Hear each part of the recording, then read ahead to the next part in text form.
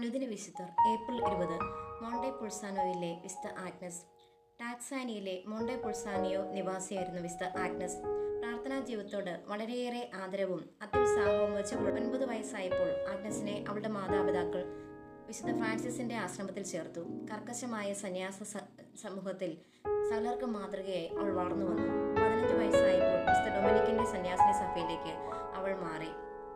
അവൾ വെറും തറയിൽ കിടന്നുറങ്ങുകയും തലയിണയ്ക്ക് പകരം ഒരു പാറക്കഷ്ണം തന്റെ തലയ്ക്ക് കീഴെ വയ്ക്കുകയും ചെയ്യുമായിരുന്നു. ഏതാണ്ട് 15 വർഷത്തോളം അവൾ വെറും അപ്പവും വെള്ളവും മാത്രം ഭക്ഷിച്ചുകൊണ്ട് ഉപവസിക്കുമായിരുന്നു. അത്ഭുതങ്ങൾ പ്രവർത്തിക്കുവാനുള്ള വിശുദ്ധയുടെ കഴിവും പ്രവചനപരവും വിശുദ്ധയെ വളരെയേറെ ജനസമ്മതിയുള്ളവളാക്കി. തന്റെ രോഗാവസ്ഥയിലും വിശുദ്ധയുടെ കാരുണ്യവും ക്ഷമയും അവളെ ദൈവത്തിന് പ്രിയപ്പെട്ടവളാക്കി. 1317 ഏപ്രിൽ 20 മോണ്ടെ പുൾസാനോയിൽ വെച്ച് ആഗ്നസ് കർത്താവിൽ അന്ത്യനിദ്ര പ്രാപിച്ചു. 1726 ബെനഡിക്ട് 13 ആഗ്നസിനെ വിശുദ്ധയായി പ്രഖ്യാപിച്ചു.